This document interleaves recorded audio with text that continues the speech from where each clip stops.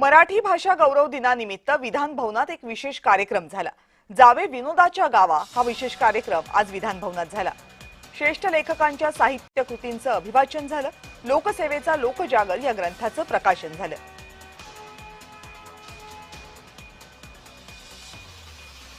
सुरुवातीच्या काळामध्ये फार आम्हाला अडचणी होत्या, कारण शब्दाला काबे साल्या असं अतिशय सांस्कृतिक मराठी मी बोलायचो।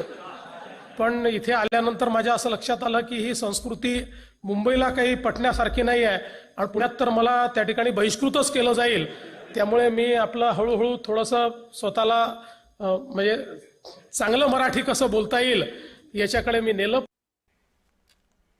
आणि मराठी भाषा गौरव दिन कार्यक्रमाला आमदारांनी दांडी मारली। सर्वपक्षीय आमदारांना कार्यक्रमाचं आमंत्रण देण्यात आलं होतं, पण विधिमंडळातील 90% जास्त आमदार या कार्यक्रमासाठी अनुपस्थित राहिले।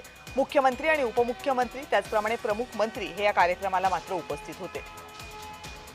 मराठीच्या मुद्द्यावर आक्रमक होणारे आदित्य ठाकरे सुद्धा या कार्यक्रमाला अनुपस्थित होते।